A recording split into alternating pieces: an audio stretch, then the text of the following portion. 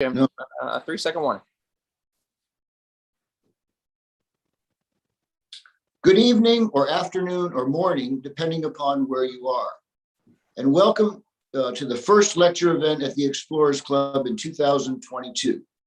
Tonight, I have a very special guest to interview, Joe Kittinger, a true aviation legend.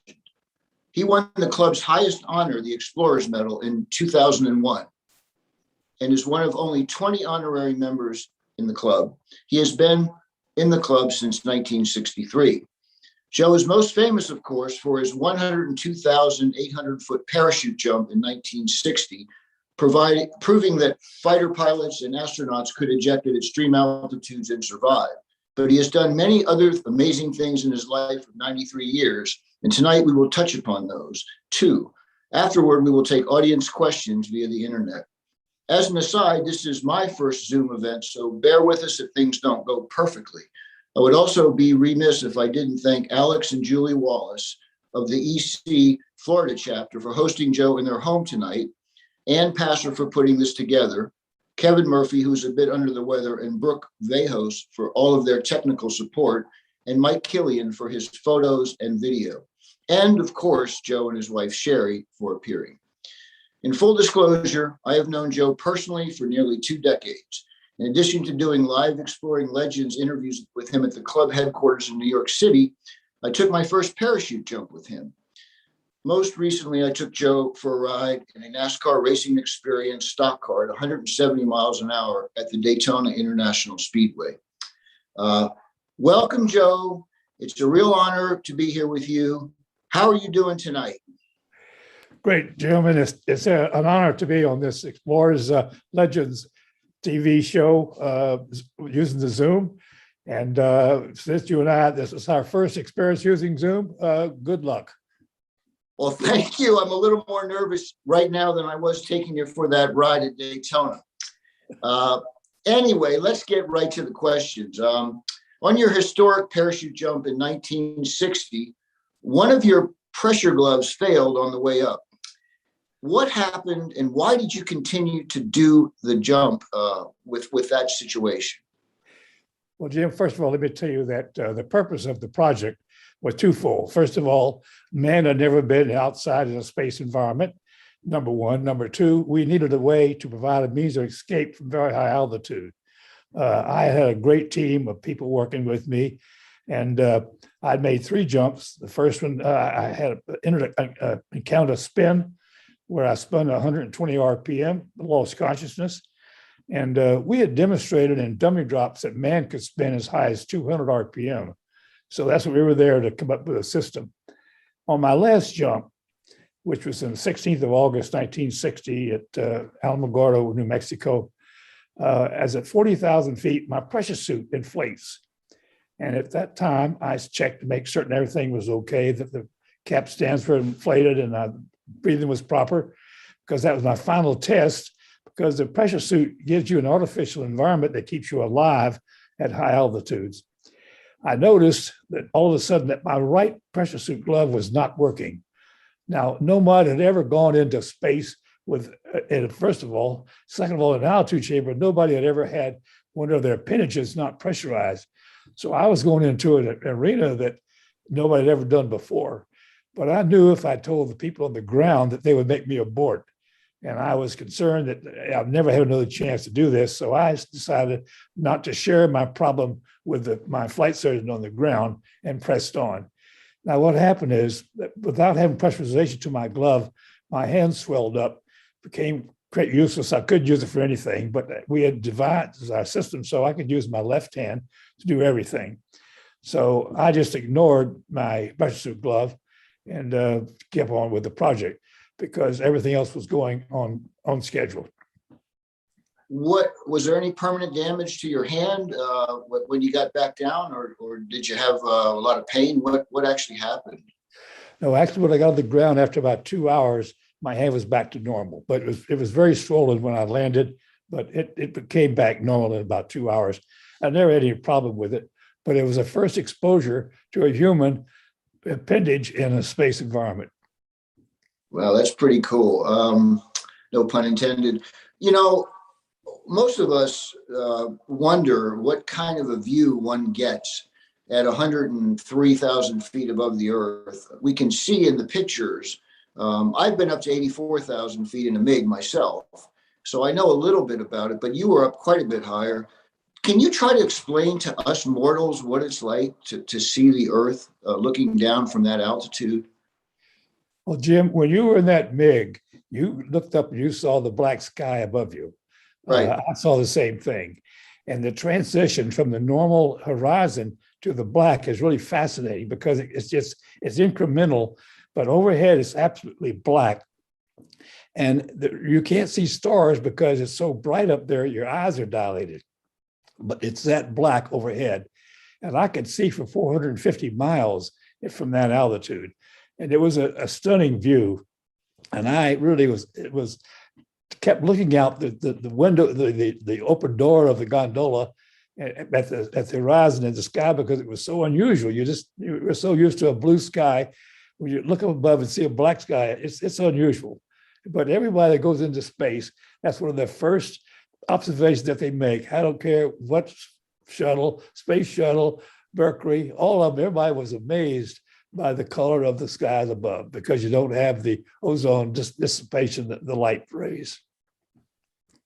When you were just about to take your giant step, I think as Neil Armstrong called it, what was going through your head at that very moment you stepped out of the gondola? Well, Jim, I'd worked for a year and a half with my dedicated team for that moment. I'd gone through the checklist. I'd gone through this jump 1,000 times in my mind. I had no doubt about what I was going to do. I had a complete plan, and I knew that my team on the ground waited on me, and I was ready to go. When they gave me the time to go, first of all, when I got to altitude, I had to drift for 11 minutes while the balloon got right over the exact spot. And so after 11 minutes, I started my countdown and I stood up in the door, said a silent prayer, and jumped. It was the quickest way down. And I jumped and I rolled over my back because I wanted to see what it looked like. And the balloon was firing into space. And I realized all of a sudden that the balloon was standing still and I was going down at a bodacious rate. And I reached a speed of 614 miles an hour, very close to the speed of sound during the free fall. But there's no sensation because there's no air there. You're in a vacuum. So you're falling at a tremendous rate, but you have no way of determining that because there's nothing visually that tells you how fast you're going. That's an amazing, how can I say, description, seeing that balloon roaring into space, thinking you were static and really you were the one roaring down toward Earth. Wow. So let's move on to Felix Baumgartner. I think here we're seeing you actually jump out. Wow. You look like, oh my God. Wow. Anyway, let's move on to Felix because Felix broke your record in 2012. Your record had stood for so many years. You were the Capcom for Felix, right? You were the guy in communication with him, and you worked with him all the way through the project, the Red Bull project. Tell us a little bit about that process, and then what it was actually like on the day that he made his jump. His capsule looks so high tech compared to what you had. He didn't have any duct tape on the back of his pack like you did. It all looked very modern. And again, he went up a bit higher than you did. But talk a little bit about what that whole process was like. Well, Jim, first of all, my project that we did and the Excelsior project with my jumps were for research, were to come up with the escape system. Felix was there as a skydiver. When I made my jump, I had 33 jumps. That was my 33rd jump. Felix had 2,500. He was an experienced skydiver. He was an athlete, and he was there to do a skydive from space. We worked 5 years on the program. I spent many days and hours briefing Felix on the challenge and the problem. And he was not used to the pressure suit. It was a unique environment for him, and he had some difficulty in getting used to it. And there was some of the delay was caused by that. it was a technical program. Now I went up in an open gondola. He went up in a spacecraft. That was a very elaborate spacecraft. The temperature inside never got less than 50. He had a 15,000 foot altitude, very comfortable. It was a completely different environment for him than for me. I was in space from all the way up through the whole jump. So there was a big difference. Now, as I said, we worked for 5 years and finally we're ready to go. He made 2 preliminary jumps from lower altitude. The final jump was from 128,000 feet. Right. It took him about 90 minutes to get up there. And I was a capsule commander talking to him. I was the only one that talked to Felix. And we had done this repeatedly in altitude chambers and test runs.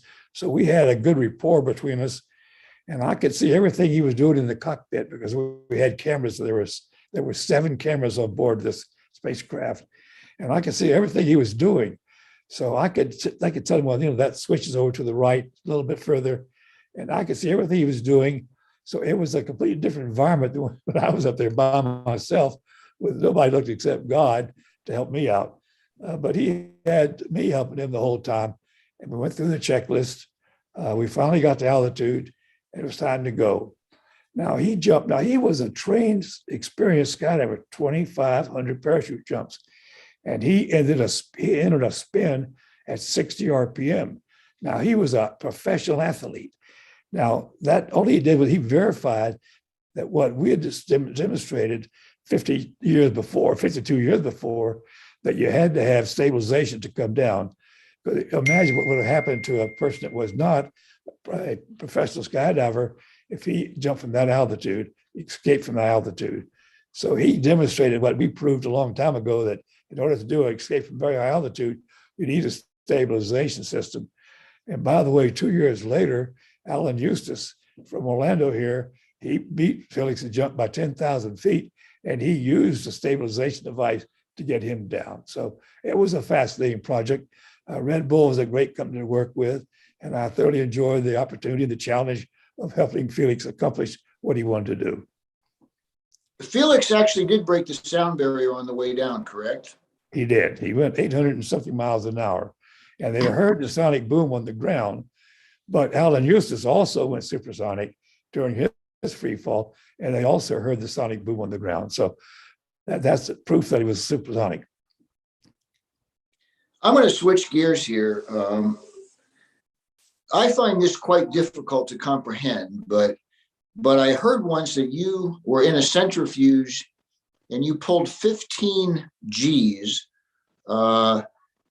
for a bit of, not just for a second, but for a bit of time.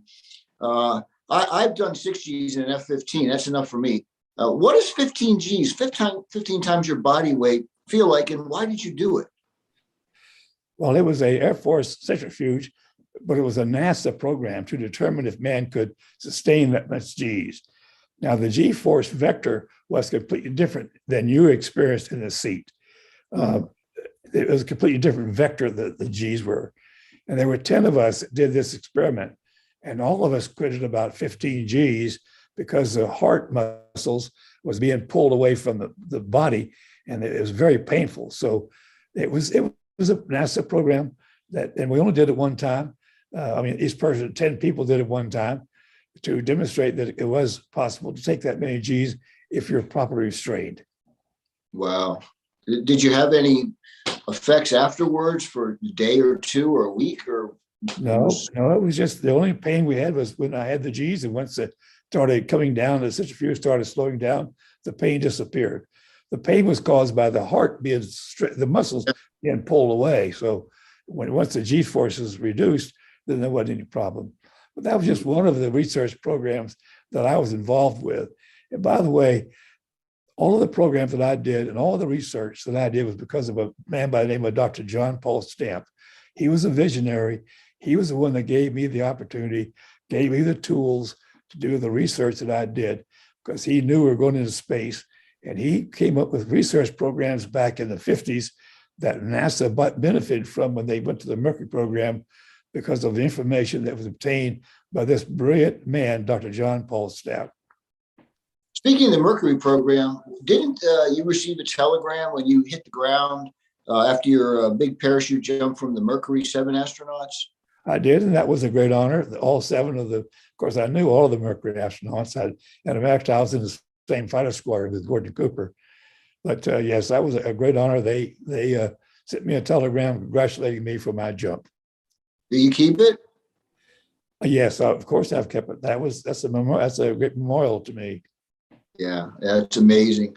We're going to switch gears again. I don't know how many people know this about you, but you were a fighter pilot in Vietnam.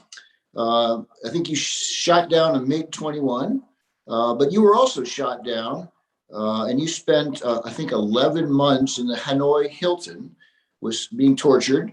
And also, I think I heard that you ejected from your aircraft at supersonic speed. So, wow, talk about that. Well, first of all, Jim, I was on a MiG cap. I was leading a MiG cap. I had 4 ships, F4s, over Hanoi, and I was just getting ready to shoot down another MiG. And Right. another enemy MiG climbed up my rear end and shot a missile that hit my airplane. And I went from Mach 2 to all of a sudden the whole plane was spinning and tumbling, and the G-force was so high I couldn't get the ejection seat to pull the eject seat handle. Finally, the G-forces knocked off. I was at 18,000 feet doing Mach 1.1 when I ejected. So I ejected at supersonic speeds at 18,000 feet, but the density of the air is not that bad at that altitude. So the deceleration was not that severe. And I did a skydive from 18,000 feet down to 10,000 feet when my main parachute opened. I landed in a group of 200 people, and I was immediately captured and taken off to Hanoi Hilton. And by the way, Jim, it was really a crummy Hilton. No air conditioning, surly waiters, no wine list. It was just a crummy Hilton. I would never recommend anybody go to that Hilton there. Okay. What kind of torture did they do to you? Well, they did torture me. They wanted to break me. They did it, I think, because they wanted to do it, and I was just the best I could. But I took it as much as I could. I prayed that I would not break, but the prayers didn't work. But think about this: I was there just a year. There were people there for 7.5 years that had horrible torture. But they were great Americans that never gave up hope that they would get released, and they were great Americans. They carried on the tradition of our democracy. So when you were there, they knew obviously who you were? You were an important guy. You had done these tests and this parachute jump, so you were kind of. They knew who you were, right? Yes, they also knew I'd shot down a MiG. And that didn't make them very happy with me either. So they had a lot of things in store because I was not very popular with them because of my 3 tours of Vietnam. And by the way, the day after I was shot down, there was an article in the Stars and Stripes magazine that described that Joe Kittinger, the squadron commander of the Triple Nickel, is missing in action. So the enemy knew everything about me from the Stars and Stripes the day after I was shot down. So I was just an interrogation for stuff that they knew that they read out of the Stars and Stripes magazine, a newspaper rather. But anyway, finally, in March of 1973, I was released, came back to a grateful nation, and I'm a better American, I'm a better Christian for that experience. And I was there with 550 brave Americans that were my cellmates that I was proud to be a part of. Do you know if that building still stands? I think they're tearing it down and building a real Hilton. A better one. A better one with air conditioning and waiters are not surly and a wine list. Okay. Back in the day, you used to hang with Neil Armstrong at Edwards Air Force Base. And this is way before he was the man who walked on the moon first. What was Neil like? What were your conversations like? And then I know he wrote the foreword to your book, Come Up and Get Me. He's a very private guy. How'd you get him to do that? Well, first of all, Jim, I was stationed at Hallam Air Force Base. I was a test pilot. And about once a month or so, I would go to Edwards Air Force Base to fly missions. And that's where I met Neil Armstrong. He flew for NACA, which was the predecessor to NASA. He was a brilliant engineer and a brilliant test pilot. The smartest man I ever met was an aviator test pilot. And when I would go to Edwards to fly missions there, he and I would go out and have lunch and so forth. And we commiserated. Every time I go there, we'd get together and talk. And finally, he went to the moon. And I knew he would be the first man to go to the moon because I didn't know anybody that was a better pilot or a better engineer or a better American. They picked absolutely the best man that was available to be the first man to walk on the moon and to fly that spacecraft down to the surface of the moon. He was a unique individual, and I'm so sorry he left us early. But I was very proud to know Neil Armstrong. And when I wrote my book, I called him and asked him, I said, Neil, would you do the introduction? He said, Joe, I would be honored. So he did the foreword to my book, Come Up and Get Me. And I was always honored that Neil did that because he didn't do that with very many people. I know. It took me 12 years to get him to do an interview with me. But he finally gave me 4 questions. So William Shatner is 90 years old, as you probably know, and he went to space with Jeff Bezos. If Jeff Bezos or, say, Richard Branson or Elon Musk, the 3 billionaires in the space private movement, offered you a free trip to space, would you take it? And which one would you prefer to go with? I think I would rather go with Richard Branson's spacecraft because, he spent 14 years and billions of dollars to make that happen. Bezos had all the knowledge that from NASA, from rockets and computers and space.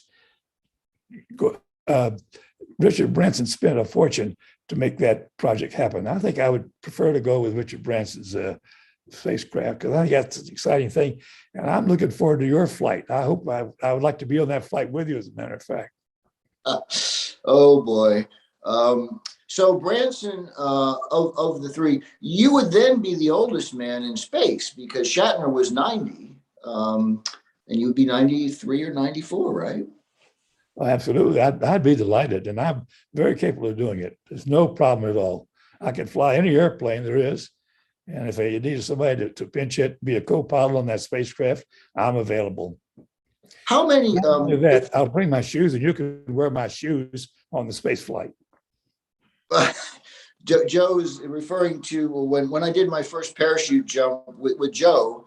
I didn't have proper shoes to wear. I had loafers, and they said that would blow off my feet. So Joe offered to let me wear his tennis shoes, which I did wear. And as a journalist, of course, I could use the phrase "I had big shoes to fill." But Joe, you still have those shoes. You brought them to the racetrack. Yes, I did, Jim. Yeah. Well, I'll wear them. Hell, that would good luck on the parachute jump. So where were you when Neil Armstrong walked on the moon, and what do you remember about it? I was in Rimini, Italy, in a place where they sold adult beverages, and they had the television going, and I watched that whole thing on television in Rimini, Italy. And what with him? What were you thinking? I mean, you knew this guy. You're like, wow, he's on the moon. I was so proud because NASA had accomplished what John Kennedy had said we were going to do in the time period that he said we were going to do it. So it was a great American accomplishment. We beat the Russians to it, which was part of the objective. And Neil Armstrong did a fantastic job being the commander of that first flight.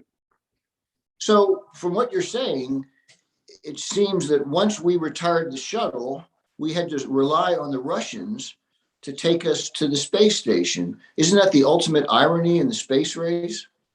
I would say it was, but the space shuttle program ended, and we did not have any alternate way to get them there. Yeah. Unfortunately, we have civilian engineers now working on space.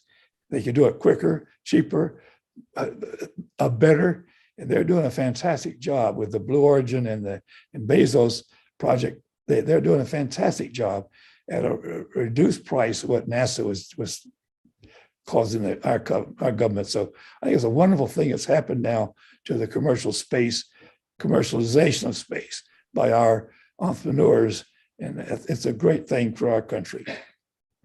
Yeah, and Elon Musk, this stuff is reusable. The booster lands back on the pad.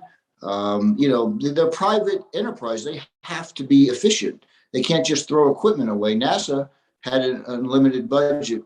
Also, I heard that during the Apollo program, there was 4.5% to 5% of the national budget dedicated to space. And now it's only like about 0.5%. And they have to do all this other stuff. I mean, that's pretty amazing, isn't it? It is amazing that it's a fantastic advantage to have the commercialization of space. It really benefits our nation. It benefits the economy, and they're doing a heck of a job. And my congratulations to them for what they've done. Yeah, no, I think it's great too. I just looking for Elon Musk to fly. The other two have flown into space, but Elon is probably the most far along, but he hasn't done it yet. There's a rumor he has a ticket on Branson's outfit. I don't know. Maybe I'll go with him. The city of Orlando, where you live, and I think you live in Altamont Springs, close to Orlando. They were so proud of what you've done for this country that they erected a park in your honor. And I think they have the F-104 fighter jet that you flew mounted in that park.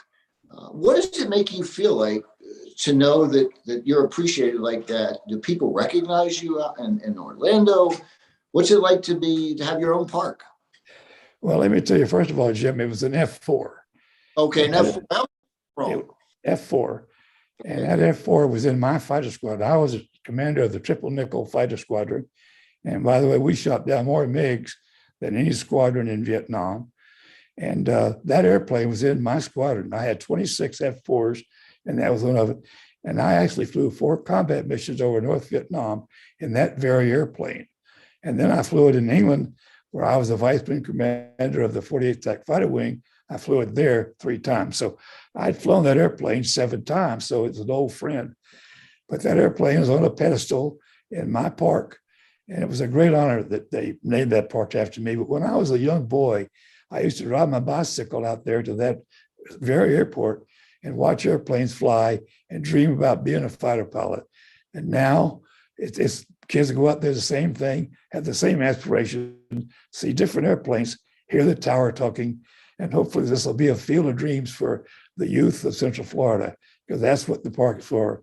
And the park, by the way, was dedicated to the Vietnam veterans of Central Florida. And it's a memorial to Vietnam veterans from this area. And I'm very proud of the park. I'm very proud that the city of Orlando made that after me. And I've got great recognition from this area. And I grew up here, and I love Orlando and Altamont Springs, and I love being a redneck, and I'm a Gator. And I'm at an interesting point in my life. Have you ever wrestled a Gator? I captured a 12-foot Gator one time, Jim. And I want to take you on an airboat. Every time I go to Daytona, I never realized that Florida has probably more gators than people, and they scare me. One of the guys that works at the racing school said he was driving home late one night and he ran over this log, and he stopped and turned around. It was a gator, and the gator looked at him and kept walking, like no big deal. So anyway, I'm sure you never wrestled a gator. It was just a joke. You also, in the airport in Orlando, I took a picture of a poster of you welcoming people to Orlando. It shocked me, so I took a picture. How did that come about? The airport decided to do that. They have 2 or 3 other people from Orlando on billboards, and I would just have to be one of them. They actually ran out of people to put up there, so they put mine up there. How do you like the picture? It was very good. As a matter of fact, it was a trophy that I was given by Smithsonian Air and Space Museum for a Lifetime Achievement Award. It's one of the greatest awards next to the Explorers Club that I've ever had. How many different planes have you piloted? Well, I've flown 93 different airplanes, Jim, and I have 16,800 hours of flight time. Of all those, what what were your favorite three planes to fly? Well, a favorite two airplanes. My Okay. favorite prop airplane was a P-51. I love that airplane. It was a great combination of engine and airframe, and it was just a fun airplane to fly. And my favorite jet was the F-4. I have 1,500 hours in it, and I shot down a MiG, and it was a great airplane. So those are my two favorite airplanes. But I loved all the airplanes I flew. Every airplane had a different personality, and I enjoyed all of them. I've been supersonic 4 times. It's no big deal to me. But for you, what was it like the first time? Obviously, you didn't do it on your parachute jump, but the first time, I think you've eclipsed Mach 2, right? In some of those planes. Oh, and the F-4 go Mach 2.1. What's it like when you go beyond Mach 1? I felt a little bit, but Mach 2, do you feel anything when you go through Mach 2? No, as a matter of fact, you really can't tell when you go through Mach 1. The only way you can tell the instrumentation. Yeah. And no other shock that you hear, that you feel in the instruments when you go to Mach 2. It's just an airspeed indicator to tell you that how fast you're going. How fast have you gone? What's the fastest that you've gone? 2.1 in the F-4. Now let's get to this racing school experience at Daytona. I talked you into getting in a car with me at 170 miles an hour around the Daytona Speedway. I think you're familiar with that track. Hadn't you been in a car on that track before? I had once. I was a grand marshal one time at the NASCAR race at Daytona, and I went around the track at 100 miles an hour. It wasn't near as exciting doing 170 miles an hour with you. Did you enjoy it? How did it rank in comparison to all the crazy things you've done in your life? Well, I normally didn't ride with crazy people like I did this time. Did you enjoy it? I loved it. It was fun. Yeah. I enjoyed you watching you drive that vehicle. You had complete control of it. It was just a lot of fun. Yeah. Well, anytime you want to come out, I know I took Sherry and I took your son and Alex and Julie Wallace and a number of other Explorers Club people. So the invitation's open. Anybody wants to come down and go on a crazy ride. Joe will tell you. I'm ready. All right. Get some.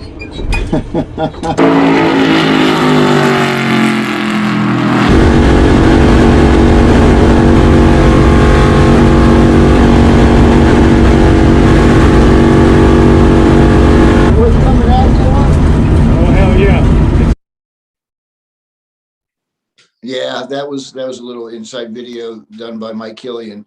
I want to get to this solo balloon ride you did across the Atlantic in a gas balloon. I think you were the first person to solo that. Talk a little bit about that and how that project came about. Well, when I was in solitary confinement, Jim, in Hanoi, I dreamed about flying around the world in a balloon. And I designed the balloon, the capsule, the propulsion, the communication. That was my relief from being in solitary confinement. And when I got back to the United States, I started looking for a sponsor to fly around the world. I couldn't find it, but I finally found a sponsor who would sponsor me to fly across the Atlantic.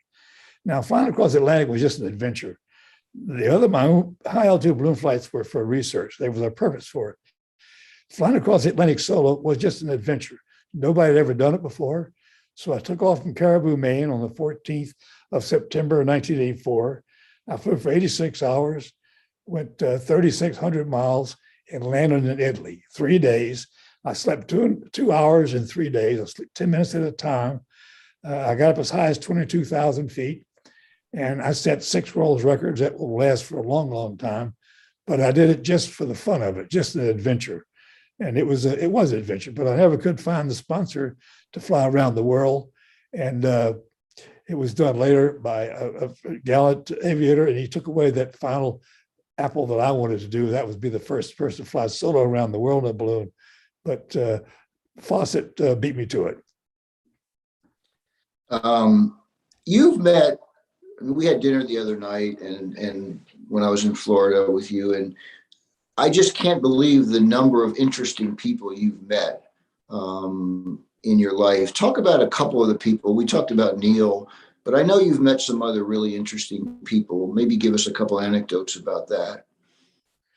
Well, Richard Branson, of course, is a hero of mine, and I was a consultant for him when he tried to fly around the world from Marrakesh. It was an honor to know him. Of course, I met Eisenhower and I met Reagan, the presidents, and Johnson. But you know what, Jim? If we compared people, famous people, you've met more famous people than I have. You've interviewed people for all these years, all over the world, great explorers, great adventurers. So you equally have as much experience with the dignitaries as much as I have. Yeah, but they weren't looking at me as a special person. They were looking at you as a special person. So, I mean, do you have any funny anecdotes about situations you were in with any of these people that we might find interesting in the audience? I can't think of anything right offhand, Jim. I probably will tonight about 3:00. Yeah, that's how it works, right? I know this is a question I always ask explorers. Joe, what are you afraid of and how do you deal with fear? Well, first of all, Jim, I was a test pilot. I was used to going up by myself, relying on my intelligence, relying on my ability to accomplish a task. So I had the training for it. If somebody would come off the street and gone up to 100,000 feet, that would have been ridiculous. They could have never done it.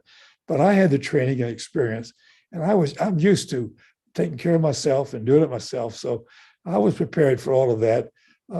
Fear is something that you can't let that take over. You have to have a plan, always have an alternate plan. It takes three things to do these types of programs, Jim.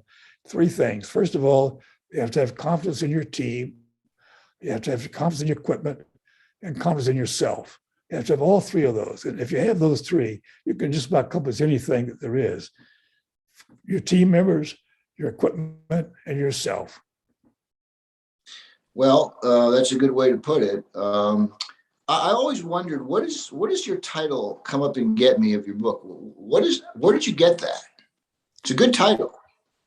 Well, Jim, when I went up on my first high altitude balloon flight, the Man High 1 flight, I was at 97,000 feet.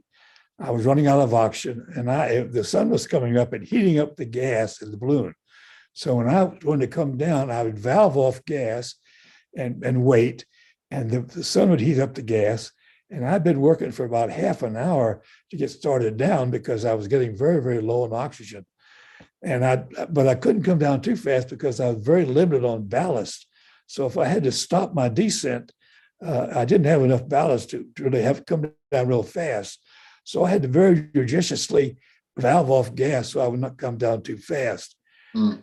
And this one doctor on the ground got on the radio to me, and he says, come down immediately. And I said, well, I've been working now for half an hour to do this, and he's telling me to come down immediately. So I said, come up and get me. So that's where the title of my book came from, Jim, Come Up and Get Me. Oh, that's great. How do people get it? Can they just get it on Amazon.com or get the book? Well, yes, Amazon.com. It's called Come Up and Get Me. And also I have a website, joekittinger.com, that has a lot of this information that you've shared this evening. So thanks for the plug for the book, Jim. Hey, I've written a couple myself. I know what it means. And then I think the last thing I'll ask you, and then we'll open it up for some audience questions. Is there something I didn't ask you that you want to ask yourself and answer? I know that we journalists have our own agenda, but maybe I left something out that you want to talk about. Jim, you covered every question that's ever been asked. Stop it. No, come on. Is there something you want to say that we didn't talk about? No, I'm just delighted I had this opportunity to share this story with the audience from the Explorers Club. I'm honored being a member of the Explorers Club, and it's a great organization. and I've been in it since 1963. And I've been honored by the society on several occasions. So I'm just delighted I had this opportunity this evening to talk with you, a special friend, and on a format that I hope has been entertaining to the rest of the world. Okay. Well, with that, I'm going to open this up and ask some questions that I was just texted from the audience. Okay. Wow. There's a lot of them here. I don't know how many we can get to, but let's go. We have viewers, I hear, they're checking in from Spain, North Carolina, Oregon, New York, Michigan, Texas, Minnesota, Indiana, Colorado, Illinois, California, and more.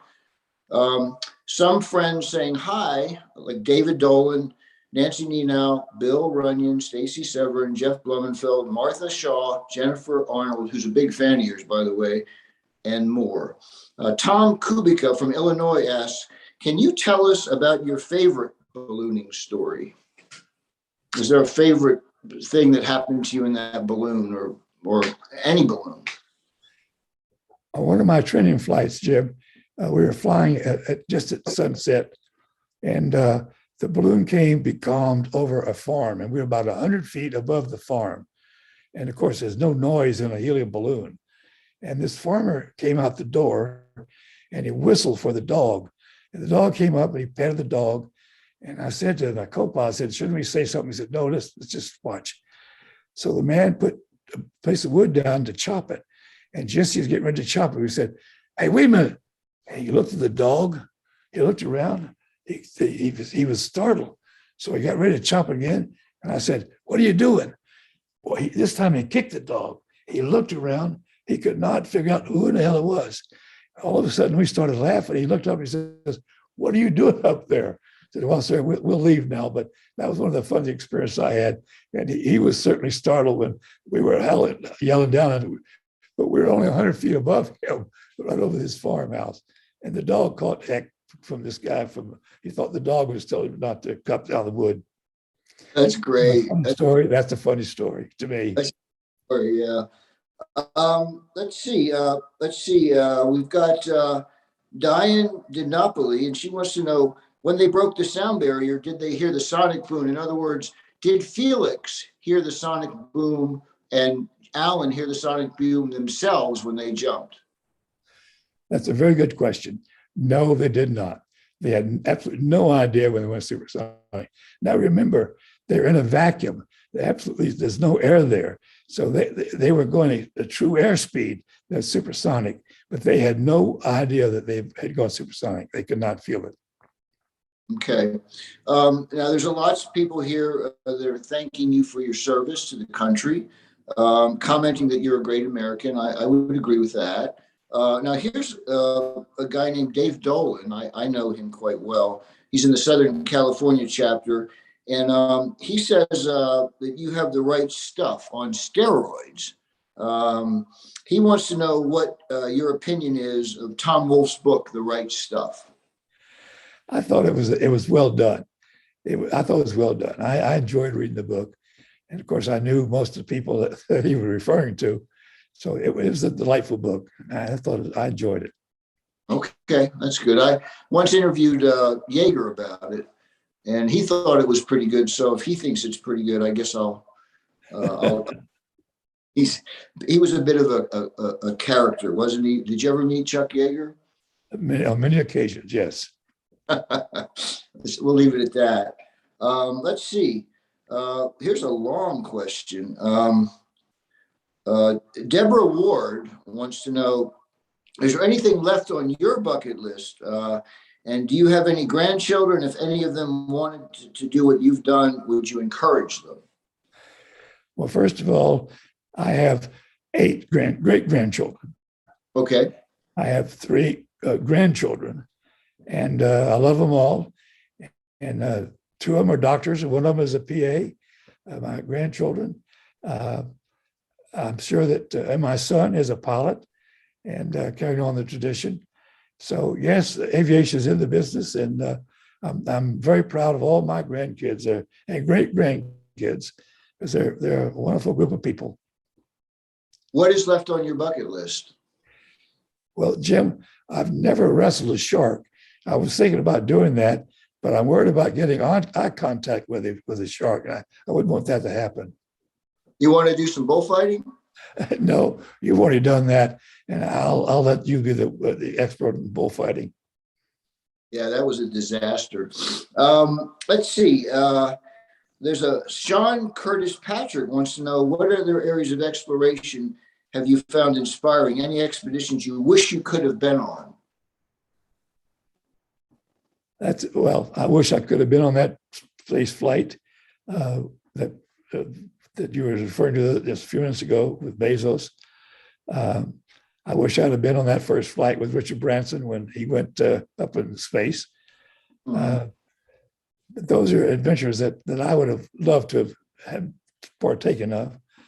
And everything that I've been enjoyed was around the world. That around the world solo in a balloon was, to me, was going to be my crowning glory.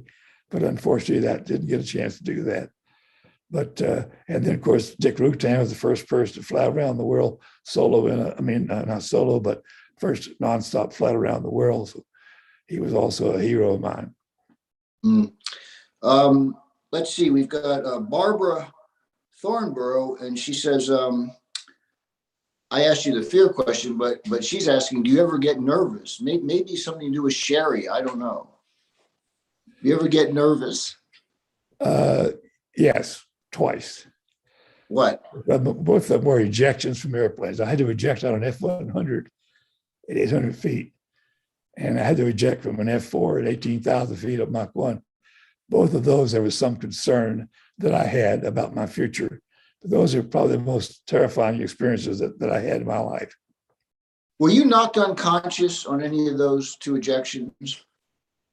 No, I was not. I was not. Wow. They were very good ejection systems, by the way. Mm-hmm. Let's see. Mary Hagee asks, for both of us, Joe and Jim, are there common elements between aerospace and motorsports?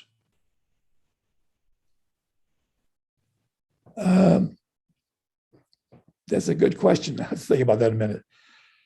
I would say preparation. I would say you have to have confidence in your equipment, your team.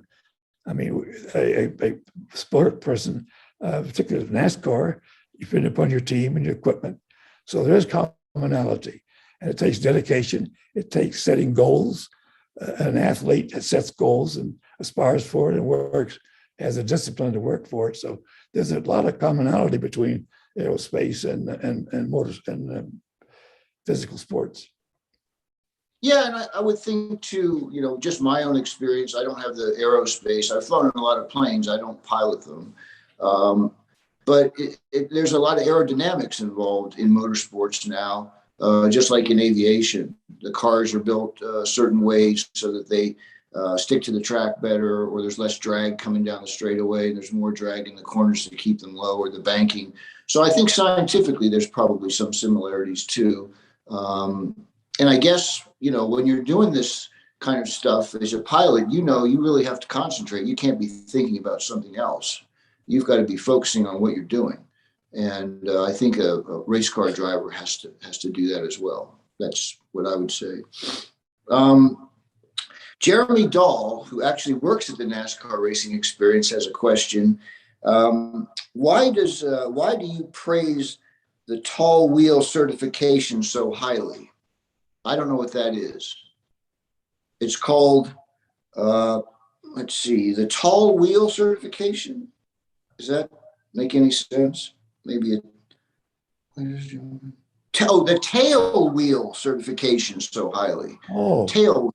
Sorry. Tail wheel. Well, you really know how to pilot until you learn how to land an airplane with a tail wheel on it. These modern pilots, they have tricycle landing gear. And that's what it doesn't take any talent at all. It takes talent to land an airplane with a tail wheel. So to be a real pilot, you learn how to land an airplane with the conventional landing gear. And I recommend every pilot to take the time to learn how to land an airplane with a tail wheel, because that's how it started. And that's the most fun there is you're complete control of the airplane. And that airplane is doing exactly what you tell it to do. With a tricycle landing gear, anybody could land that. It takes some skill and cunning, to land a tailwheel airplane. So try to get that. That's good for every aviator. I think he must have been talking to you at the school. He's at the Embry-Riddle School, which I think is a pretty good pilot school, right? I remember he also lives in Jacksonville. I remember exactly who he is. He was there both times. Okay, yeah, yeah. Um, Greg Harris asks, do you have any book recommendations? I guess one book would be Come Up and Get Me. Absolutely. Any others? Any others? I think that the book about Neil Armstrong is a real book that is of interest. He didn't write it, but he collaborated on the book. I think that's a very good book. And the other book is interesting to me that had an influence on my life was a book called We, which was written by Charles Lindbergh. And that's a great book about his flight across the Atlantic Ocean back in 1927. And that was one of the books that stimulated me to be a pilot and a fighter pilot, was that book by Lindbergh. Okay.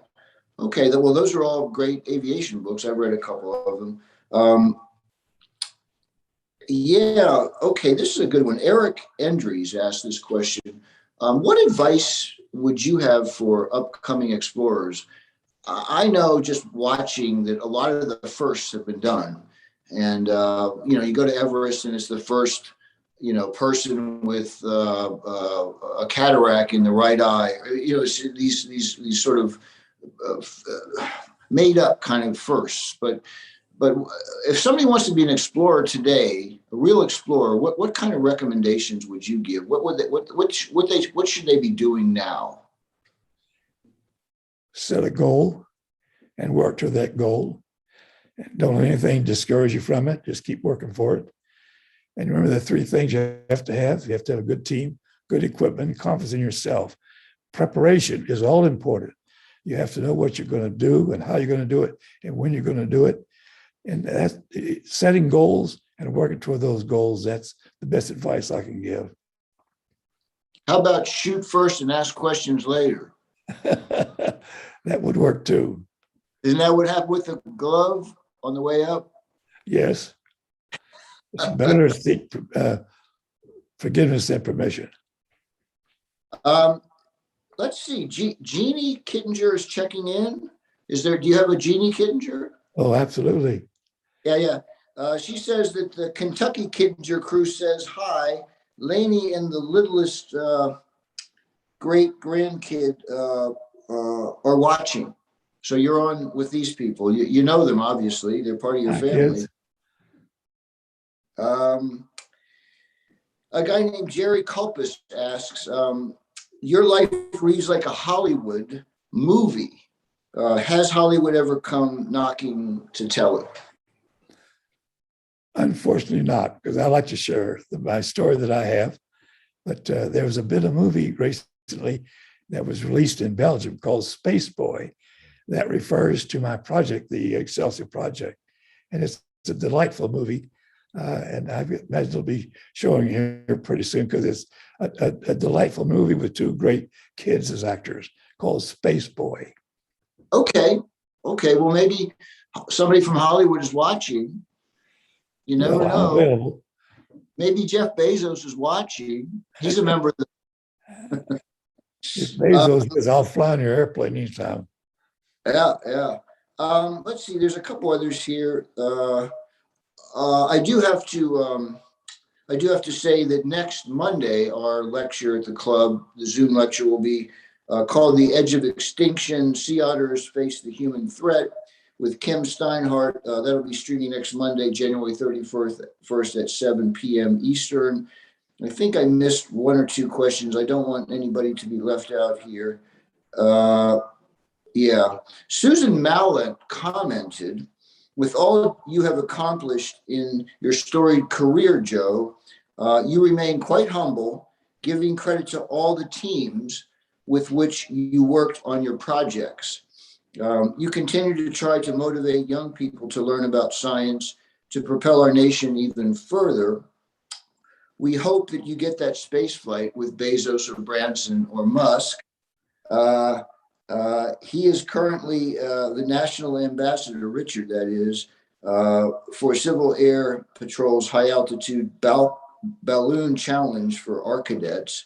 And we presented the first Kittinger Cup in October with you making the presentation. Do you remember that?